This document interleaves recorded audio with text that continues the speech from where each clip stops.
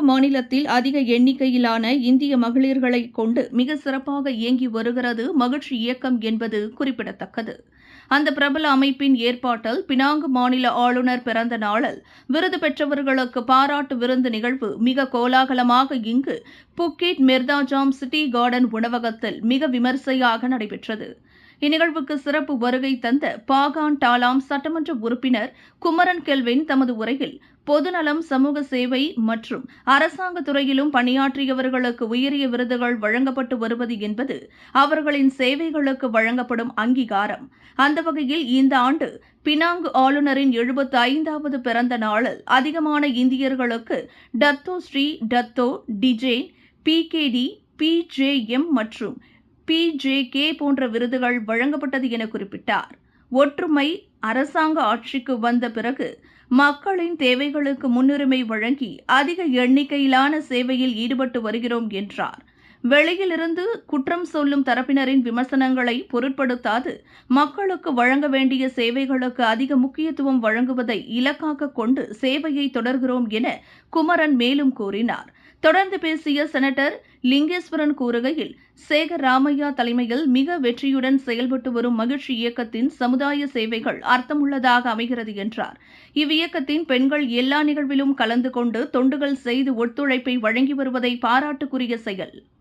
Penang மாநில மாயிகா தலைவர் Dato J Dinakaran பேசுகையில், நாம் ஒற்றுமையாக இருந்தால் பல சரித்திரங்களை உருவாக்க முடியும். காரணம், அண்ணன் சேகர் ராமையாவின் பொது சேவைகள் ஒரு எடுத்துக்காட்டு என்றார்.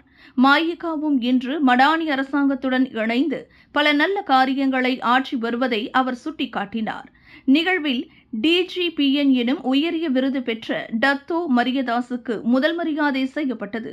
அதனைத் தொடர்ந்து விருது பெற்ற பிரமுகர்களுக்கு சிறப்பு செய்யப்பட்டது. தொழிலதிபர் சிங்கப்பூர் சின்னையா இந்த விருது நிகழ்வுக்கு முக்கிய ஆதரவை தந்தார். பல இயக்க பொறுப்பாளர்களுடன் அரசு சார்பற்ற இயக்கம் நண்பர்கள் இந்நிகழ்ச்சியில் கலந்து சிறப்பித்தனர்.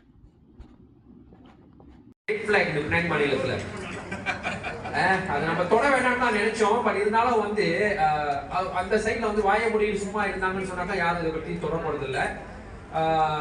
அவங்களும் வாய வச்சு சும்மா இருக்கிறது இல்லை. நம்மளும் இன்னொரு இந்தியரை மட்டமா பேசக்கூடாது. அவங்க செஞ்ச நிறைய நல்ல விஷயங்களும் இருக்கு. அதே நேரத்தில் நிறைய தேவையில்லாத விஷயங்களும் நிறைய செஞ்சிருக்காங்க.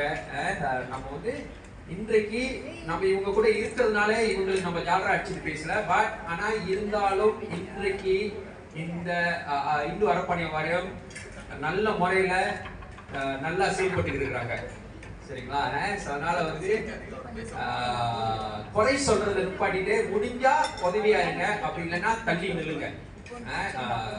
நல்லது நடக்க வேண்டியது எல்லாமே இந்திய இந்துக்களுக்கு, பினாங்கு மாநிலத்தில் உள்ள இந்துக்களுக்கு நல்ல விஷயங்கள் நடக்கிறதுக்கு இந்த வருஷம் 2024 அவார்ட் கிடைச்சவங்களுக்கு அங்கீகாரம் கிடைச்ச எல்லாருக்கும் என்னுடைய வாழ்த்துக்களை சொல்ல விரும்புகிறேன்.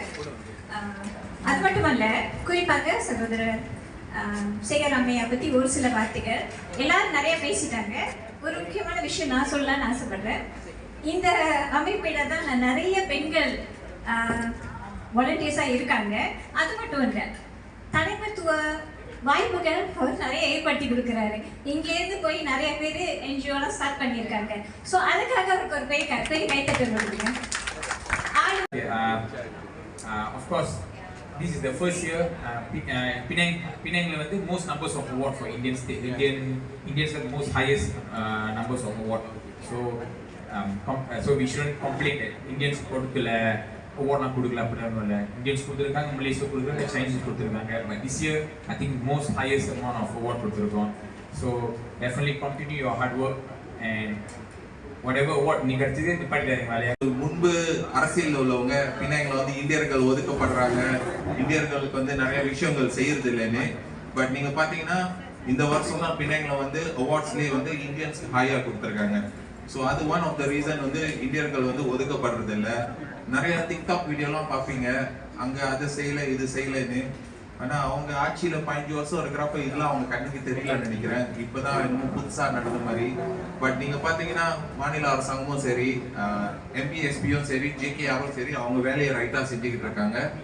சில விண்வெளியில் மேலும் செய்திகளை தெரிந்து கொள்ள கீழே இருக்கும் பெல் பட்டனை அழுத்துங்கள். உங்கள் ஆதரவை வெளிப்படுத்த லைக் மற்றும் ஷேர் செய்யுங்கள். தொடர்ந்து விண்வெளியுடன் உங்கள் பயணத்தை தொடர்ந்திருக்க சப்ஸ்கிரைப்